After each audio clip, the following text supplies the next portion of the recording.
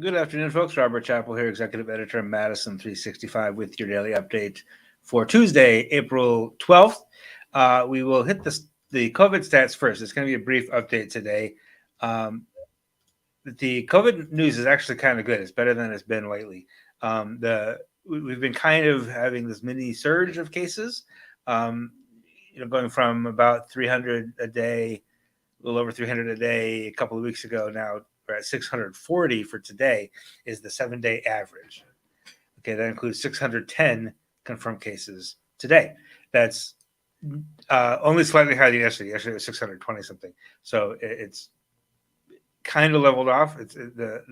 Hasn't stopped surging. It hasn't stopped going up, but it hasn't meaningfully increased. Same is true. Actually, the 7-day positive test rate has actually come down a little bit.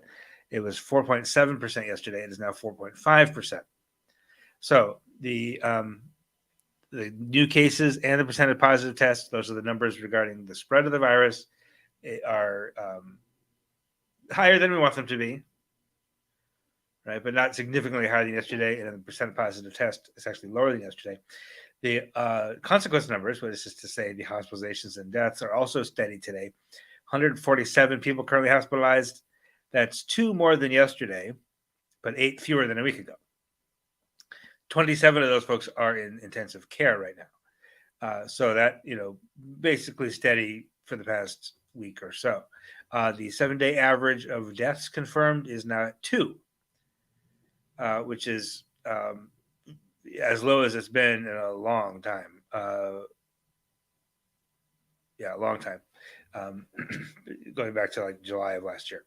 So that's relatively decent news that the average of deaths remains very low. Now, the increase in cases that we've seen in the past couple of weeks is mostly related to Omicron variant, it's all Omicron variant, but it's mostly the BA2 subvariant. Right, there are actually 4 different kinds of Omicron, one of which is the predominant strain right now. We'll continue to keep an eye on it. It does not seem to be particularly more severe and only slightly more contagious than Omicron, original Omicron, which, to be fair, is a lot more contagious than Delta or Beta were. Okay, but also less severe. So in that Omicron surge, remember, we saw lots of cases, so many cases, and a lot of resulting hospitalizations, but not a lot of resulting death. We will see as we go forward here how much like long COVID and how many long-lasting impacts there were. In terms of just if we're just counting deaths, Omicron was not as lethal as the previous variants. So that's the decent news, that even if we get more cases now, it might just be like flu. At this point, I don't want to be one of those people who's like Omicron or COVID is nothing but the flu. Original COVID, all the way up through Delta, was about 10 times as deadly as the flu, and had more severe long-term consequences than flu does. But the new Omicron variant might actually be more akin to influenza in terms of the danger to an individual. So all that to say, I would not be shocked. I kind of would be shocked if Dane County tried to reinstitute a mask mandate, or City of Milwaukee, or City of Racine. Some of those folks that did keep the masks on for longer might think soon about reinstating those, especially since Dane County, for the first time ever, is actually ahead of the state in terms of positive test rate. Then again, Dane County is also heavily vaccinated, which means even if there are a lot of cases in Dane County, that's probably okay because folks who are vaccinated are getting infected and having only mild cases because the vaccines are working. So that's what we know about COVID for today. We're going to take a short pause. We're going to hear from one of our sponsors, Madison College, and we'll be right back with more local news right after this. Apply yourself this summer. At Madison College, we encourage you to be your truest self.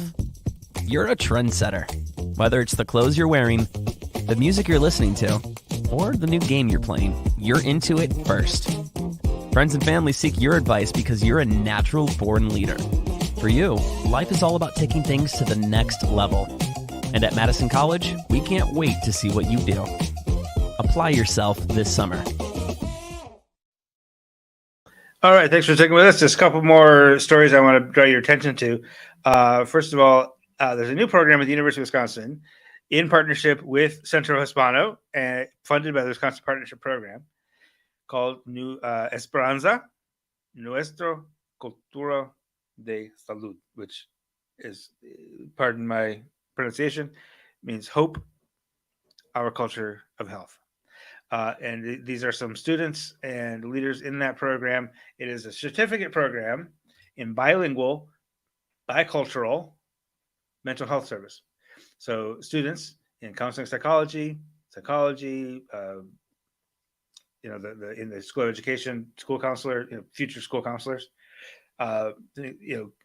fields in that sort of psychology and clinical therapy realm can get the certificate in bilingual therapy because, as one of the program founders notes, your first language is the language you feel in, right? And trying to express yourself fully and honestly and authentically in a second language is just very difficult. And the therapy that you need is not going to be as effective. And we know that marginalized communities in this country face significant mental health challenges. So this kind of program is trying to get through that and get over that in the long term. So Rosamund May Banting, our reporter, has that story, and that's up on Madison365.org right now. We also learned today that the Foundation for Black Women's Wellness has a new program manager for maternal and child health initiatives, which is absolutely critical for Black women. And her name is Michaela Berry Smith. If you don't know, being a Black mother and giving birth is just far more dangerous than it is for white people in Wisconsin and in the United States. You're about 5 times as more likely to have complications, serious health complications, or even death than a white woman if you're a Black woman giving birth. So these programs for maternal health are just really, really important. And so Michaela Berry Smith will be heading those up. That story, again, is at Madison365.org. You can learn more about her and about the Foundation for Black Women's Wellness there. And finally today, the Dane County Sheriff, Calvin Barrett, you see here, announced a new program at the Dane County Jail to help combat the opioid crisis, which continues, as you know. And it's a fairly simple and straightforward change in that the health care workers in the Dane County Jail, until now, for some reason, have been prohibited from administering the prescription drug Subutex to those who are already being treated for opioid addiction, which means that if you land in jail for even a few days and you no longer can get that medication, you are much more prone to relapse when you get out. So folks who are already kind of on the margins, on the edge, are being put in a pretty dangerous situation just by landing in jail for a day or two or 3. So going forward, the healthcare workers in the jail will be able to administer Subutex and continue uninterrupted treatment for opioid addiction. And that, again, more details on that are available now at Madison365.org. And that is the news I have for you today. Sounds like there's some kind of dicey weather out there, so keep track of that. Be careful out there. Talking about some severe weather tomorrow, possibly in around Madison especially. So stay indoors and go on our Facebook page and watch the Men's Leadership Summit. It takes place all day tomorrow and Thursday. You can that'll be just it'll pop up live right where you're watching this right now. It'll pop up live on that in this Facebook page. So until then, have a wonderful evening. Take care of yourselves. Take care of each other. We'll talk to you soon. This is 365 Media.